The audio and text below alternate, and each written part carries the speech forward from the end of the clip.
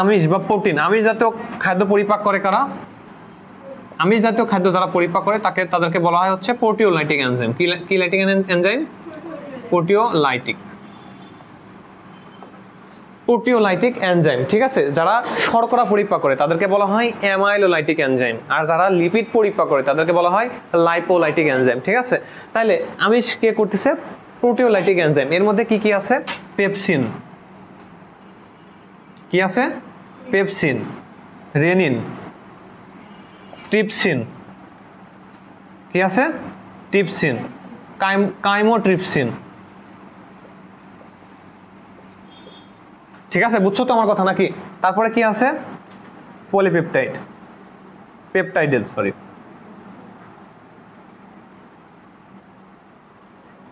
মনে থাকবে কথা? তাহলে কি কি আছে? Pepsin, rennin, trypsin, chymotrypsin, aminopeptidase, dipeptidase, tripeptidase, এরকম আছে, মানে পেপটাইডেজ আর কি, ঠিক আছে। তাহলে এখানে কি উত্তর হবে? কত নম্বরের জন্য ছিল তোমাদের?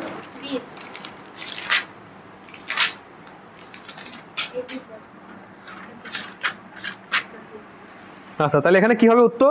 পেপসিন, বুঝতে পারছি। আর অ্যামাইলোলাইটিক এনজাইম মানে শর্করা পরিপাক করে কারা? ল্যাকটোজ, তারপরে সুক্রেজ, মল্টেজ, আইসোমল্টেজ, এগুলো। আর লিপিড পরিপাক করে কারা? লাইপেজ।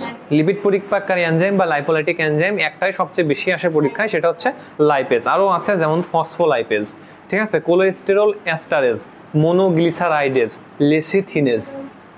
মনে থাকবে কথা? ঠিক আছে। তারপরে কত নম্বর আছে? 21। শুষ্ক বাতাসে অক্সিজেনের শতকরা হার কত? এটা তো সহজ। শুষ্ক বাতাসে মানে আমাদের বায়ুতে অক্সিজেনের পরিমাণ কতটুকু? আমাদের বায়ুতে, শোনো, আমাদের বায়ুতে এই যে বায়ুমণ্ডল, আমাদের বায়ুতে সবচাইতে বেশি কি থাকে? নাইট্রোজেন থাকে। নাইট্রোজেন কতটুকু থাকে? 0.01%, বুঝতে পারছি। তারপরে থাকে হচ্ছে অক্সিজেন, সেটা কত? 20.95%। তাহলে আমাদের বায়ুতে সবচেয়ে বেশি থাকে হচ্ছে নাইট্রোজেন, হাইয়েস্ট, তারপরে থাকে অক্সিজেন 20.95%, বুঝতে পারছি কথা? তারপরে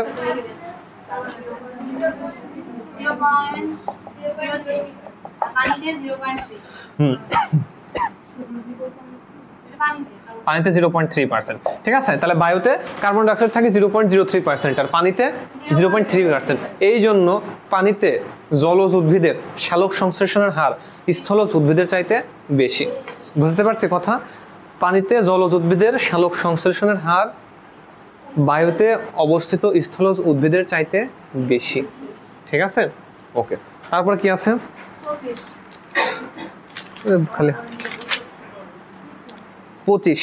অনবায়নযোগ্য শক্তি নিচের কোনটা? অনবায়নযোগ্য শক্তি, নবায়নযোগ্য আর অনবায়নযোগ্য। নবায়নযোগ্য মানে হচ্ছে যেটা আমি ইউজ করার পরে আবার সেটা রিফারবিশড করা হয়, মানে সেটা আবার পুনরায় ব্যবহার করা হয়, ফিরে পাওয়া যায়, সেটা হচ্ছে নবায়নযোগ্য শক্তি। আর অনবায়নযোগ্য কারা? যেটা আমি ব্যবহার করার পরে সেটা আর পুনরায় ব্যবহার করা যাবে না, সেটা হচ্ছে আমাদের অনবায়নযোগ্য শক্তি। তাহলে অনবায়নযোগ্য শক্তির মধ্যে কি আছে?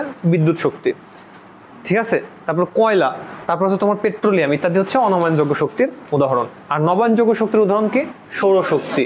সৌরশক্তি অনেক ইম্পর্টেন্ট উদাহরণ, ঠিক আছে, সৌরশক্তি, যেটাকে আমি অনেকবার ব্যবহার করতে পারি। আমাদের পৃথিবীতে শক্তির পরিমাণ কতটুকু বলো দেখি? আমাদের এই বিশ্বে শক্তির পরিমাণ কতটুকু? আমাদের পৃথিবীতে শক্তির পরিমাণ হচ্ছে নির্দিষ্ট, ঠিক আছে। পৃথিবীর সৃষ্টির সময় যে পরিমাণ শক্তি ছিল এখনো সেই পরিমাণ শক্তি আছে। শক্তির সৃষ্টি বা ধ্বংস বা বিনাশ নাই। শক্তি কি করে? শক্তি শুধু এক জায়গা থেকে আরেক জায়গায় পরিবর্তনশীল। যেমন মনে করো আমি এই যে হাতে হাত ঘষতেছি এরকম, ঠিক আছে, তাহলে হাতে হাত যদি আমি ঘষি তাহলে কি শক্তি, এখানে কি শক্তি হচ্ছে বা শক্তি উৎপন্ন হচ্ছে বা শক্তি অপচয় হচ্ছে? হ্যাঁ, যান্ত্রিক শক্তি তাপ শক্তিতে রূপান্তরিত হচ্ছে, ঠিক আছে। আবার মনে করো এই যে ফ্যান চলতেছে, তাহলে এখানে কি হচ্ছে? বিদ্যুৎ শক্তিতে রূপান্তর হচ্ছে। আবার এই যে লাইট জ্বলতেছে, এখানে বিদ্যুৎ শক্তি, তাপ শক্তি এবং আলোক শক্তিতে রূপান্তরিত হচ্ছে। মনে থাকবে কথা? তাহলে এগুলো জানতে হবে। তারপরে কি আছে বলো? এই শেষ। তারপরে পরে হচ্ছে তোমাদের 22-23 নাকি? আচ্ছা, 22-23 বের করো। 22-23-এর ভিতরে কোনটা কোনটা আছে বলো?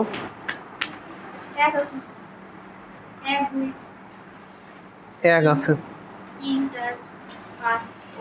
দাঁড়াও ও সাধারণ জ্ঞান,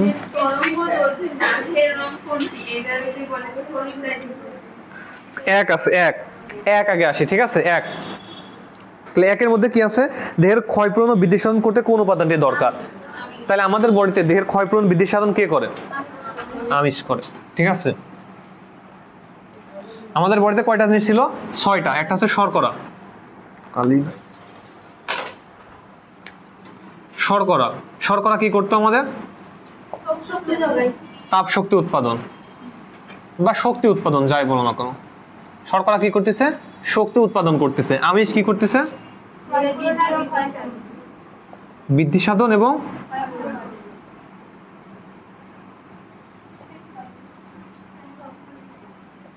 বৃদ্ধি সাধন এবং ক্ষয়পূরণ। স্নেহ কি করতেছে? তাপ উৎপাদন করতেছে। ভিটামিন কি করে? আচ্ছা, ভিটামিন হচ্ছে রোগ প্রতিরোধ করে, মিনারেল কি করে? জৈবিক কার্যাবলীতে অংশ নেয়, আর পানি সবসময় দ্রাবক হিসেবে কাজ করে। বুঝাতে পারছি কথা? তাহলে এখানে উত্তর কি হবে? আমিষটা কি করতেছে? বৃদ্ধি সাধন এবং ক্ষয়পূরণ করতেছে। মনে থাকবে? ঠিক আছে। তারপরে কত নম্বর আছে? বডি মাস ইন্ডেক্স কত হলে তাকে স্থূলকায় হিসেবে বিবেচনা করা হয়? তাহলে বডি মাস ইন্ডেক্স বা এর পূর্ণ সংক্ষিপ্ত রূপ হচ্ছে বিএমআই। বিএমআই এটা কিভাবে মাপতে হয়? দেহের ওজন, দেহের উচ্চতা কি, সরি দেহের ওজন, দেহের ওজন কিসে নির্ণয় করতে হবে? কেজিতে, ঠিক আছে, ভাগ দেহের উচ্চতা। আর আমরা নরমালি কি কিসে মাপ করি? উচ্চতা এত ফুট এত ইঞ্চি, এত ফুট এত ইঞ্চি, নাকি? তাহলে সেখান থেকে মিটার স্কয়ার করতে পারবা তো? ঠিক আছে। তাহলে বিএমআই নির্দেশিকা, বিএমআই যদি 18.5 এর কম হয় তাহলে সেটা হচ্ছে শরীরের ওজন কম। যদি 18.5 থেকে 24.99 হয় তাহলে সেটা হচ্ছে স্বাভাবিক, স্বাভাবিক ওজন। বুঝাতে পারছি কথা? যদি 25 থেকে 29.99 হয় তাহলে শরীরের ওজন অতিরিক্ত। যদি সেটা 30 থেকে 34.99 হয় তাহলে স্থূলতার প্রথম স্তর, স্থূলতার প্রথম স্তর। যদি সেটা 35 থেকে 39.99 হয় তখন সেটা স্থূলতার দ্বিতীয় স্তর। বুঝতে পারছি কথা? আর যদি সেটা 50-এর উপরে হয় তাহলে সেটাকে বলা হয় মরবিড স্থূলতা, মরবিড স্থূলতা, ঠিক আছে। বুঝাতে পারছি কথা? ফুট থেকে মিটার কিভাবে নিয়ে আসবা? দেহের উচ্চতা মিটার স্কয়ারে আনতে হবে। তাহলে আমরা মনে করো, সাপোজ মনে করি এই সবচেয়ে লম্বা কে? এখানে 5 ফিট 4 ইঞ্চি সবচেয়ে বেশি লম্বা। এখানে কে আছে সবচেয়ে বেশি লম্বা? কে? কত?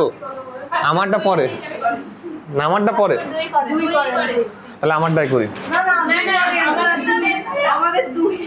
আচ্ছা ঠিক আছে, ঠিক আছে, 5 ফিট 2 ইঞ্চি। তাহলে আমরা কি জানি? 5 ফিট 1 ইঞ্চিতে কয় ইঞ্চি? 1 ফুটে কয় ইঞ্চি? 12 ইঞ্চি। তাহলে 5 ফুট গুণ 12 ইঞ্চি সমান কত হয়? 60 ইঞ্চি প্লাস 2 ইঞ্চি, তাহলে কত হলো? 62 ইঞ্চি। ঠিক আছে, এই পর্যন্ত তো বুঝছো নাকি? যেহেতু 1 ফুট সমান সমান 12 ইঞ্চি, এবার 62 ইঞ্চি হইলো, ঠিক আছে। এবার আমরা কি জানি? 1 ইঞ্চি সমান সমান 2.54 সেন্টিমিটার। তাহলে 62 ইঞ্চি সমান সমান কত হবে? 62 গুণ 2.5 সেন্টিমিটার। বুঝছো আমার কথা? তারপর এখান থেকে যে সেন্টিমিটারটা আসবে সেটাকে 100 দিয়ে ভাগ করতে হবে, ঠিক আছে। 100 দিয়ে ভাগ করতে হবে, 100 দিয়ে ভাগ করে মিটার। বুঝতে পারছি কথা? সেটার স্কয়ার দিতে হবে। তাহলে আমাদের উচ্চতা মিটার স্কয়ার পাচ্ছে। আর ওজন কেজি তো সবাই কেজিতেই মাপে। সবচেয়ে বেশি ওজন কার এখানে? সবচেয়ে বেশি ওজন কত আছে? আরে বলো, অসুবিধা নাই, ক্লাসে বলতে কোনো লজ্জা নাই।